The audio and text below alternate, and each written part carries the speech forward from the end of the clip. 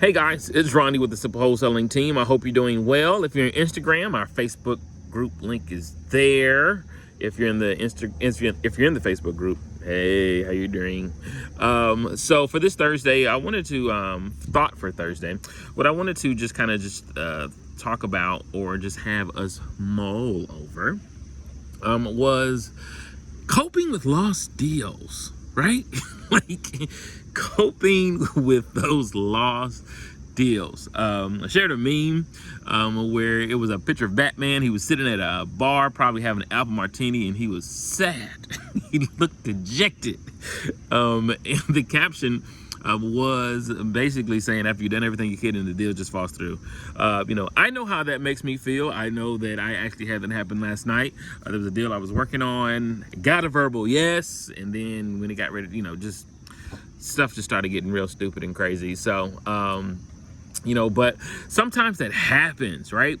And so, how do you deal with that when you have spent, hours and phone calls and texts and emails and, I know there was one time I was up till almost 1 o'clock in the morning texting with this seller, and then for them to go another route. And those things happen, but, I want to make sure that, especially for those people that are just starting out, understanding that, yes, guess what? Some of that is going to be just part of the business. There are going to be some deals that no matter how much training you have, no matter what type of sales technique you have, no matter how much motivational interviewing you do or mirroring, even, services and sending flowers to people who are coping and dealing with things. Sometimes those deals just won't happen. And so what, it's very important to make sure is that you don't take those things personally.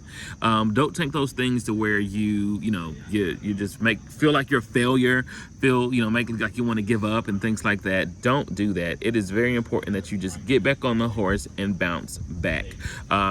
Sometimes people are thinking, well, after they have that experience, they're like, you know what, I don't want to do any deal that looks difficult, anything where title might be crazy, anything where it's complicated with a tenant, anything that's complicated with divorce and have to deal with all these different heirs or estates and things like that. But just because one deal or a couple of deals goes haywire, it takes a long time or difficult, doesn't mean it's going to be that for all of them. So I want to just encourage you guys on this thought for Thursday, just to encourage you, make sure that when these deals get weird, these deals get hard, still push, because there is light at the end of the tunnel. You will be able to succeed and still find solutions, and you're still good. And you still know what you're doing. You're not crazy. You're not dumb. It's just sometimes it's just part of the business. It happens. No one, hits a game-winning shot all the time. Michael Jordan had how many, missed game-winning shots? And Kobe Bryant, one of the greatest basketball players, no matter how you feel. And I personally didn't like him, but, when he was playing. But no matter how you feel, he had the most missed shots in NBA history. The most missed shots in NBA history, but yet still was a champion. So I want to just encourage you that, no matter how many times you get on the phone and it doesn't work out, or you get cussed out, text messages, deals fall through, sellers decide to go with other offers, whatever the situation is, don't give up and don't quit. It is literally just a part of the business, all right? And enjoy the journey as you're learning. All right, you guys have a good one. See you soon.